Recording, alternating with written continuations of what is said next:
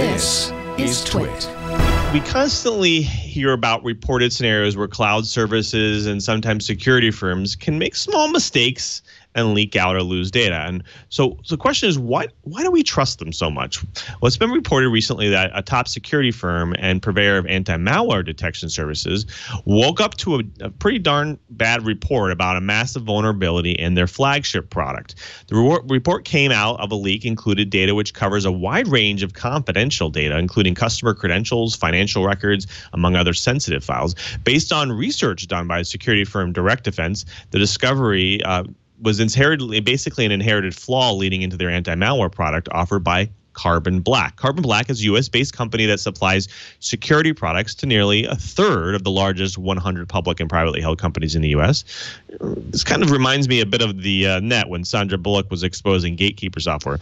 But Carbon Black actually specializes in something called endpoint detection, and it's a endpoint detection and response, or EDR, and it's a term for security tools that detect and investigate suspicious activity on network endpoints such as mobile devices and laptops and desktops.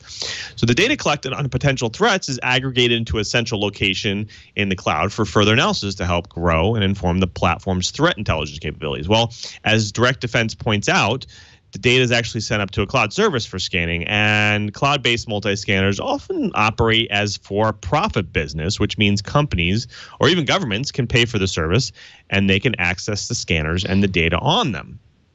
So this seems kind of weird because if companies are sending their data up to get scanned and other people can access it, that's almost a weird loophole in their system here. So how did Carbon Black actually respond? Well, in their blog post, Carbon Black CTO and co-founder Michael Viscuso claims that the data discovered by the researchers was available to clients having turned on and off by default function that allows them to share files with the cloud-based multi-scanner for threat analysis. Wait a second. So it's okay that the data was leaked because to the highest bidder because the service was off by default? I don't get what he's saying there, but that's the confusing thing. So what does this lead to? This leads to the question. There's a lot of security firms out there. There's lots of startups that are coming up. They offer this level of security. Hey, use us, and we're more secure. And this is what we secure. We secure your endpoint technology. We secure your device. We secure that. But why do we trust them so much if they are more error-prone to things like this? What's next? I guess that's the question. Cheever, what is it about the security firms that we should be trusting?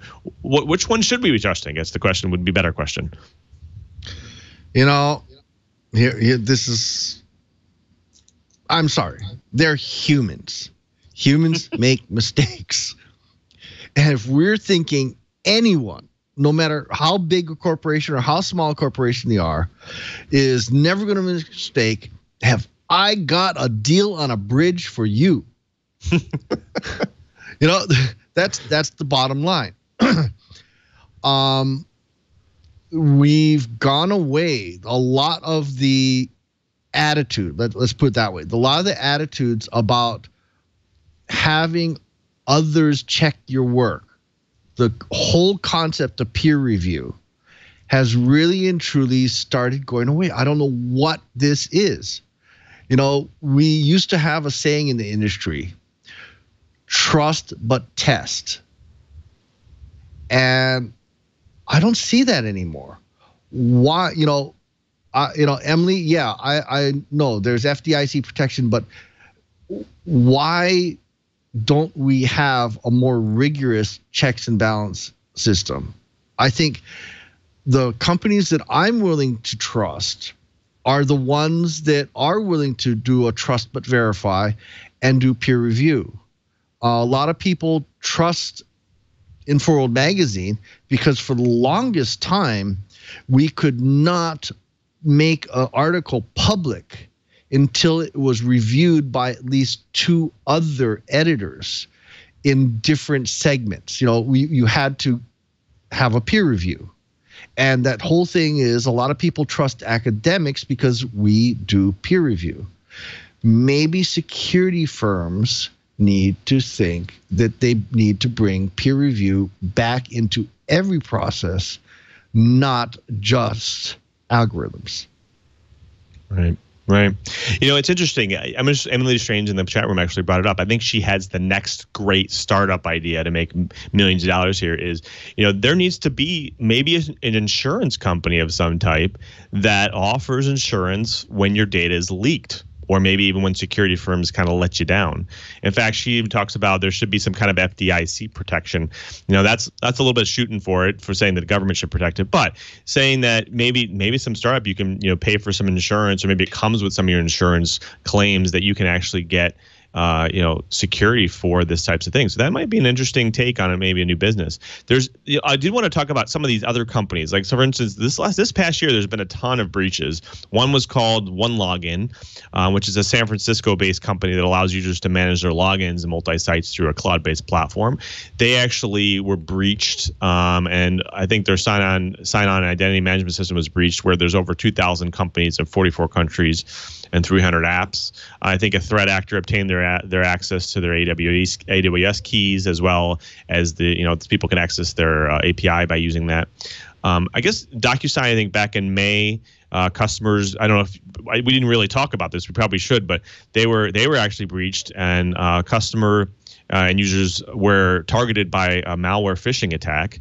That was not very reported very widely, but that actually affected me. I was using DocuSign at the time, and I got a bunch of emails, strange emails at that.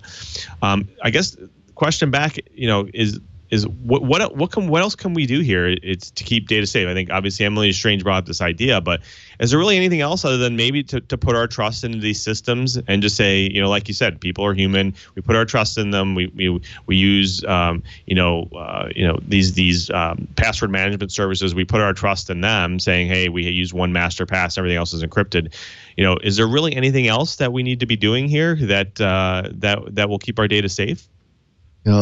I have no magic bullets for you, dude. I keep hoping, the science fiction will swing into the rescue and say, oh, we've got something so convenient that, when someone tries to access your confidential information, you have some sort of automatic process that understands you, Jarvis or something, saying, yes, that's cool.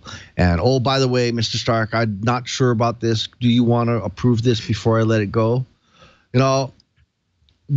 Something, I don't know, science fiction. Come on, someone dream something up and let's implement it. Absolutely. Yeah, I think we definitely need a Jarvis. I need a Jarvis every day, so I think I'll tell you that.